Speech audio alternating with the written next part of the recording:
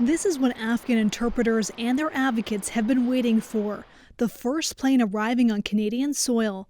The first of many military flights to bring them and their families to safety. This is the reality they're desperate to escape, a deadly attack in Kabul. Just the latest evidence of the Taliban's escalating campaign of violence, as former Afghan interpreters hide in safe houses, hoping for a Canadian lifeline.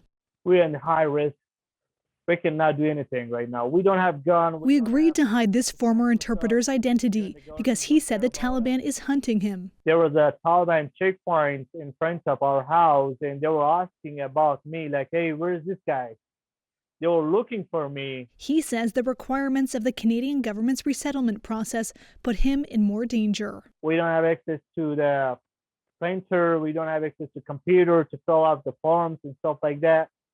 So we're compelled to go outside to different stores, to different net cafes to fill out the forms over there.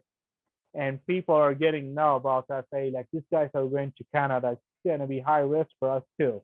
With the situation rapidly deteriorating, a network of volunteer advocates say they're doing the heavy lifting, helping those on the ground frustrated with how long it took the government to act. We need to get people out because, you know, it's all fine to save people, but if they die in Kabul, that's blood on our hands. There are folks now that are continuing to move people around within the country, getting them into safe houses, getting them out of harm's way, and essentially trying to buy them as much time as possible so that we can wait for plans to land on the tarmac and so we can get these people evacuated.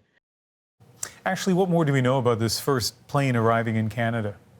Ian, the government isn't releasing a lot of details. It's being very protective of those on board because they say keeping their identity safe is a matter of life and death. But we do know that dozens of Afghans who work with Canadians and their families were on that plane.